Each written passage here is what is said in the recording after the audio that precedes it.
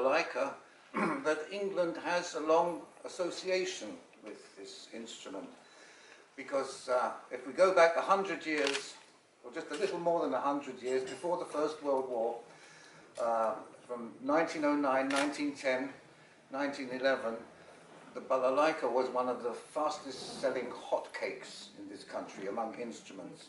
And that continued until after the First World War. The banjo more or less took over that place. But Russia did a great trade in exporting instruments to this country. And there were at least 11 balalaika orchestras in London alone. This was all very much thanks to Vasily Vasilyevich Andreev, a minor nobleman, you could say, who took the primitive balalaika and improved it. He spent his whole fortune on having the instrument redesigned, experimenting and so on and so forth. He also created different sizes of instrument so that he could put together an orchestra. He brought that orchestra to London in 1909 for the first time. They were booked for 2 weeks at the Colosseum, and instead of which they stayed for 2 months, performing twice daily to completely filled halls. And it was after that that this popularity continued to grow. Soon after that, he took his Balalaika orchestra, the first one in the world, to America. And for that American tour, he wrote a particular piece called American March. I have to point out that in Soviet times, the piece was republished under the name simply March. I'm glad to say it's now called American March again in recent publications. So we'll play it for you.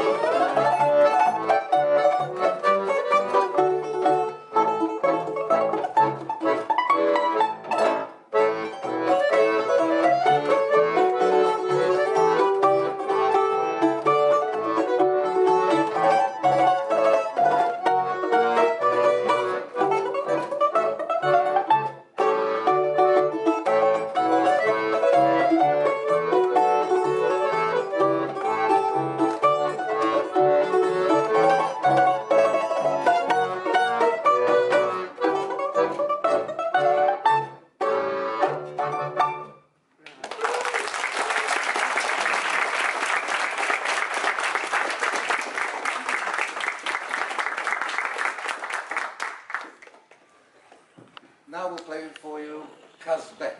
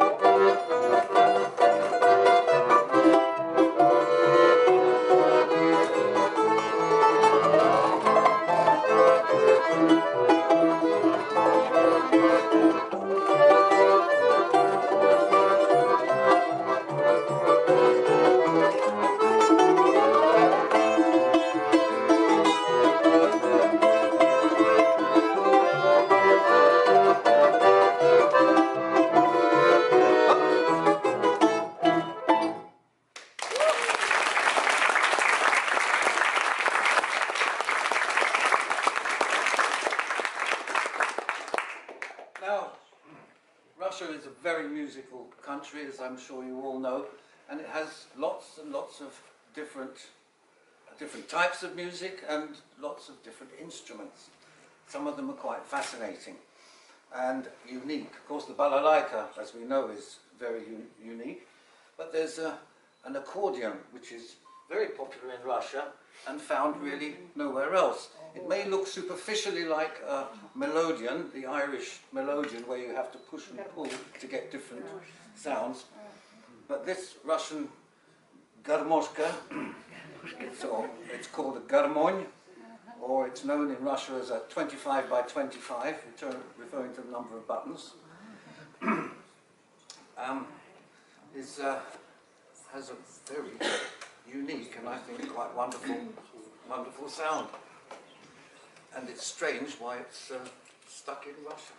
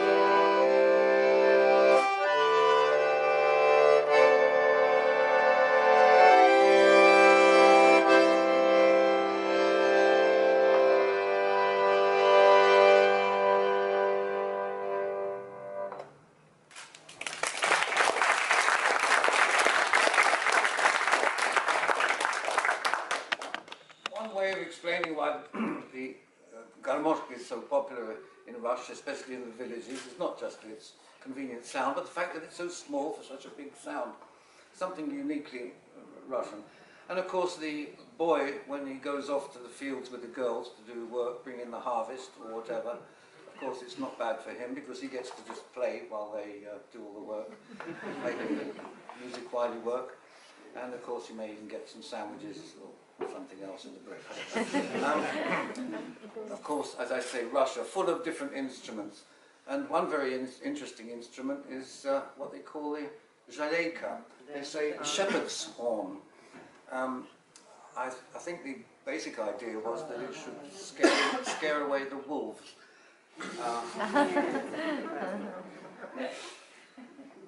Would it scare away a wolf?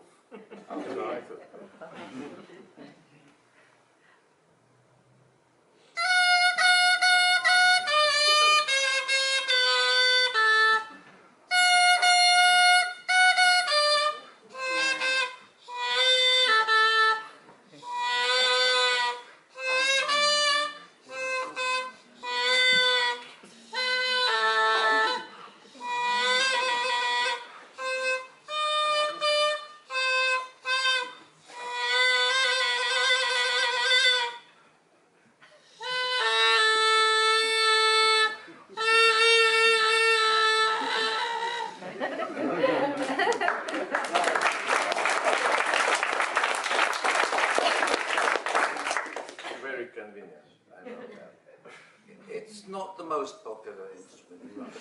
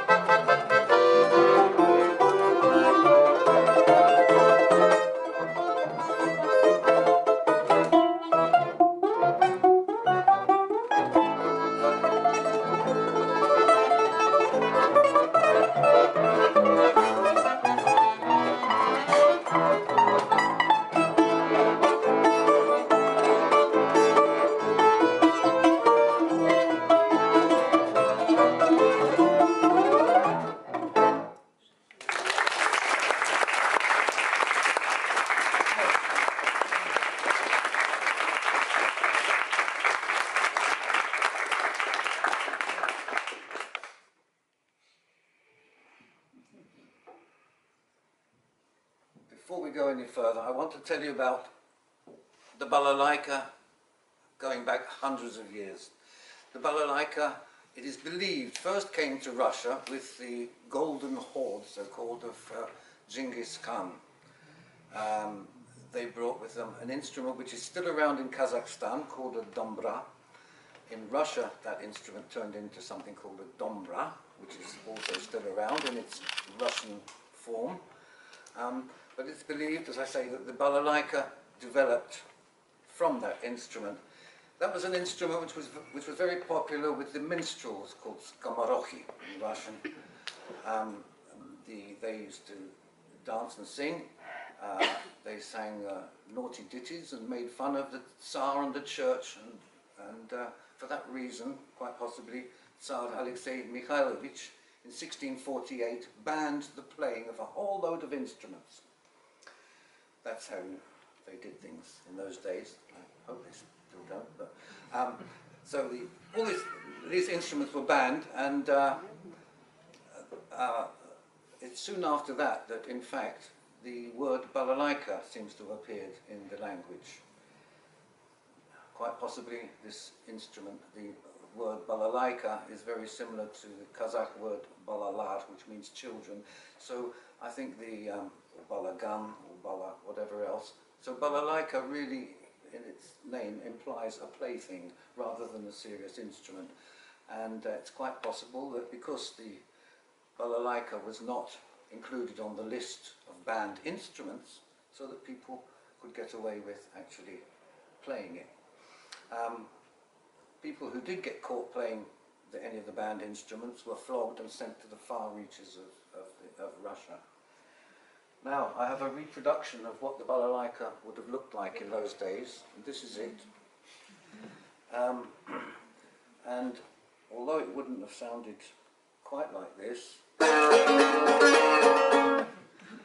it's quite possible that Andreev was impressed with the way you play it and saw possibilities somehow or other in the instrument and went about making his changes. And changes he did make. He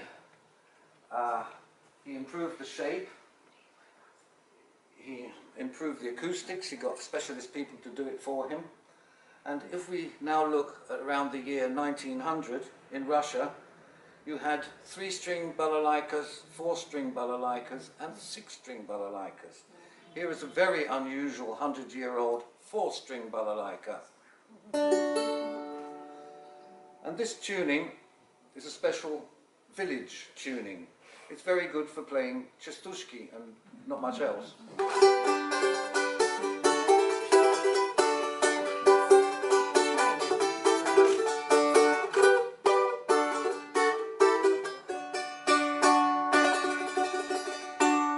But very pretty.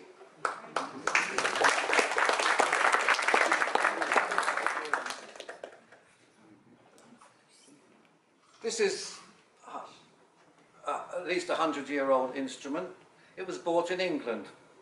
On the back it says, made in Russia. On top is imprinted the word, the popular. And around 1910, these instruments were being sold by a shop called Clifford Essex for £1 and 10 shillings. Sorry, £1 and 11 shillings and threepence, 3 farthings. It's very pretty. In those days they went to a lot of trouble to make things pretty.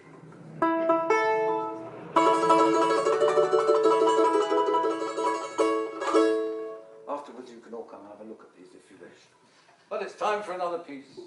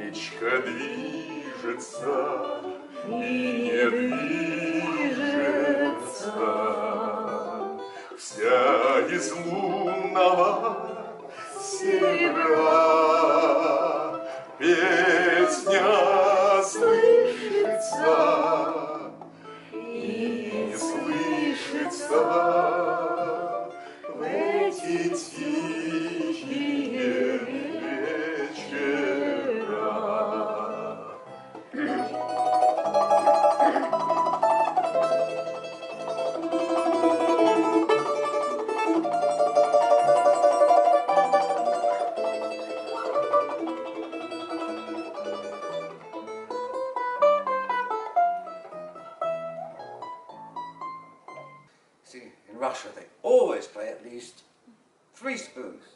Yeah.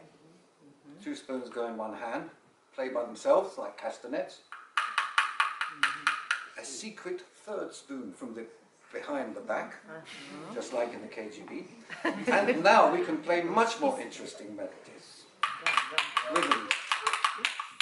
Раз, два, три.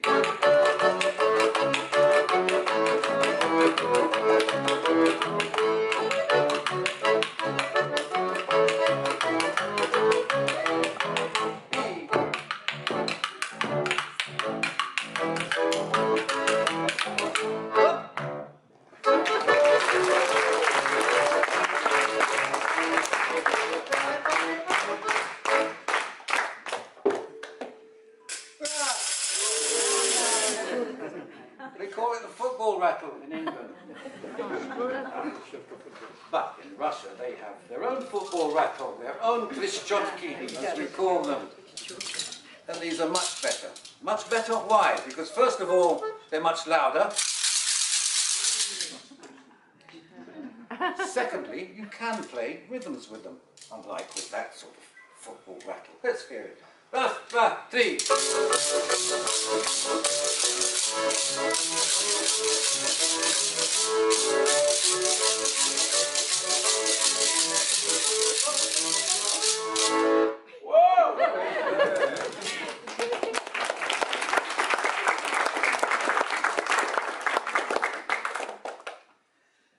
We now play for you a tune which is called "Пожалей ты меня, дорогая." It's one of those melodies which was pinched by the West many, many, many years ago and turned into a successful pop song.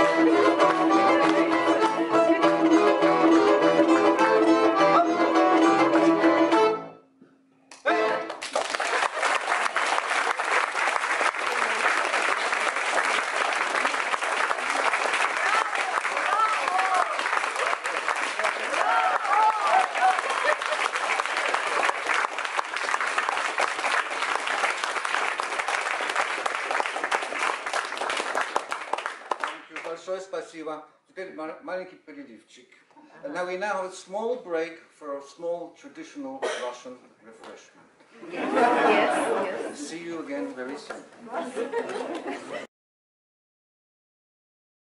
to play for you Svetlik Mesets, which is often translated as moonshine. It should really be brightly shines the moon, but they call it moonshine for short, and that's something that Russians are very fond of, as we know.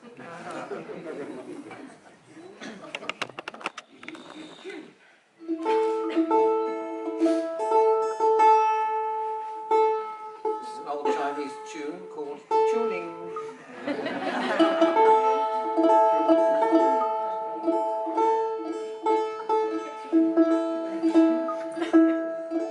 Incidentally, this piece, Svetlik Mesets, Brightly Shines the Moon, was one piece which Vasily Vasilyevich Andreev, with his Balalaika orchestra, when they came and played in 1909, and then again in 1910, twice, they were commanded to play at Sandringham for the king, and he requested Svetlik Mesets, this tune, to be played an extra 2 times.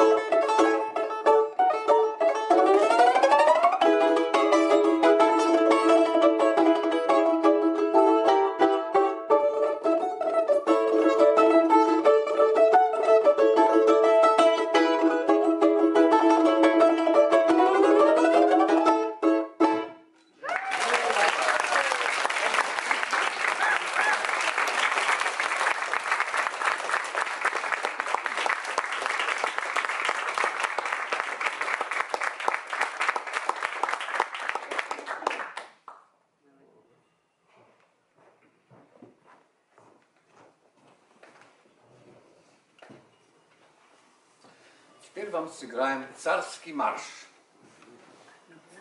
Tsarist March, something you might have heard played by a military band in Russia 100 years ago. But you didn't know what you might have. 3, steady. Ah, sorry, wrong key. 3, steady.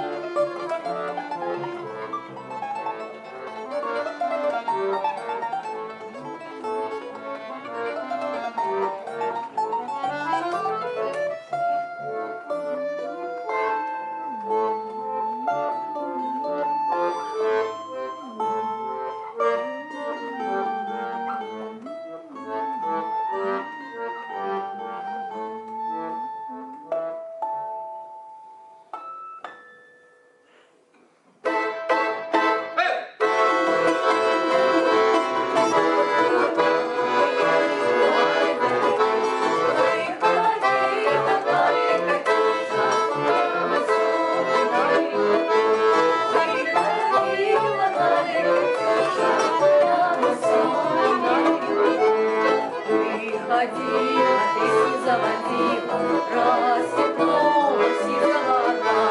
Про того, которого любила, про того, чудеса берегла. Про того, которого любила, про того, чудеса берегла.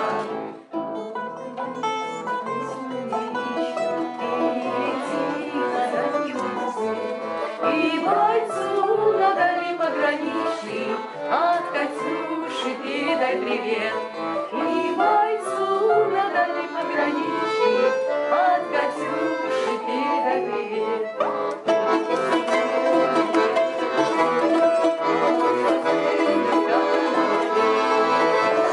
Землю бережет родную, а любовь Катюша бережет. Пусть он землю бережет родную, а любовь Катюша бережет.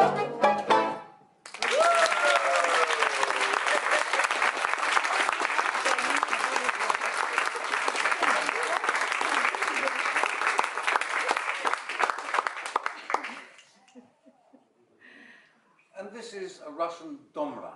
I told you about the dombra, which is believed to have been brought with the invading Tatars, Mongols, in the 12th and 13th century, brought to Russia. And the instrument, the dombra, is still played in Kazakhstan. Well, this is the Russian version, obviously improved by Vasily Andreev. And again, domras, just like the balalaikas, have been turned into a whole family. You have, just like balalaikas, you have prima, secundo, alto, bass, and contrabass.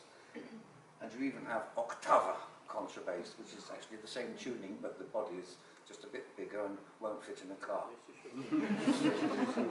By tradition, the balalaika, just like that dombra, which is said to have crossed the steppes into Russia, is played by brushing with a finger up and down. The dombra itself, the Russian dombra, is traditionally played with a plectrum or pick.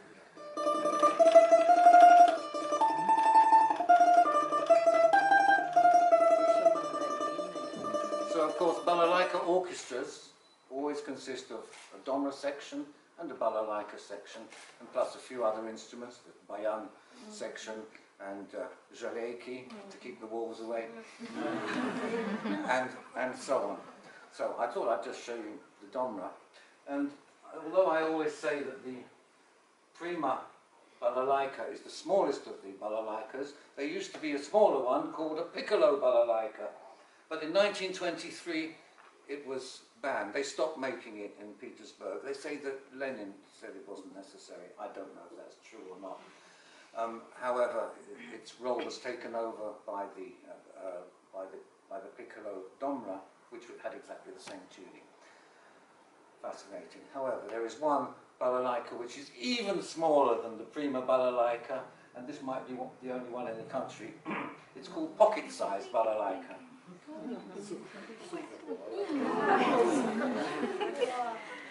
It's very convenient for, say, ladies to carry in their handbag when they go shopping, or for gentlemen to carry the inside pocket of their jacket, especially if they go to a party when they're not sure if they're going to be asked to play. But if they do get asked to play, I think you'll agree it's quite an interesting little sound.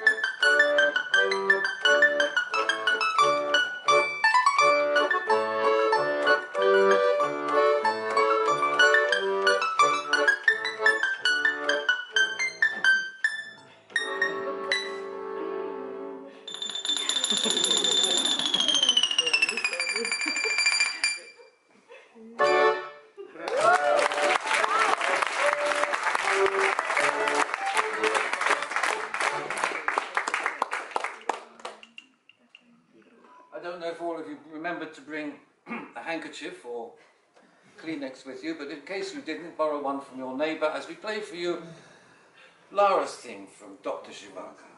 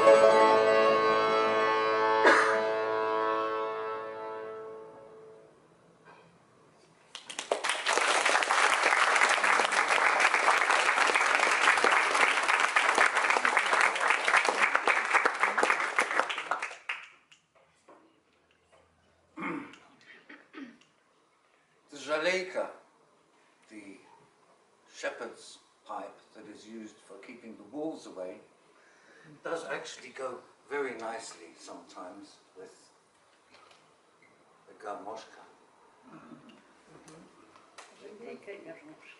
Жалейка and Garmoshka is one little corner of music that has not been investigated sufficiently.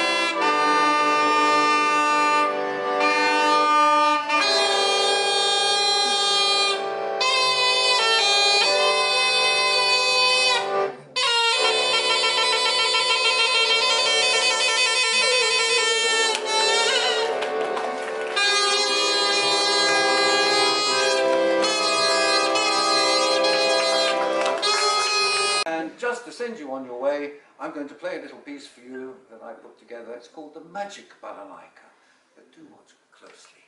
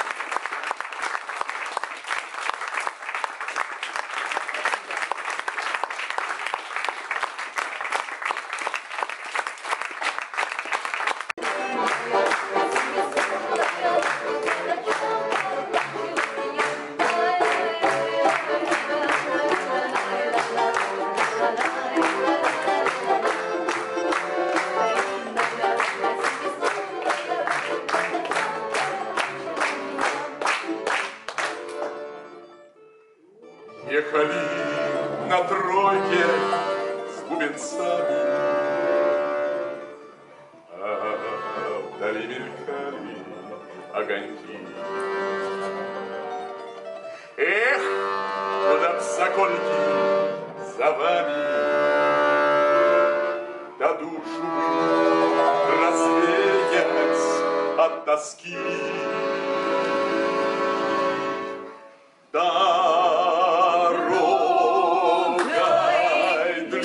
длинною, дорожкою лунною, Господь святой, что дали тебя, да старинною, ой, струнною, что подачал, так мучил меня.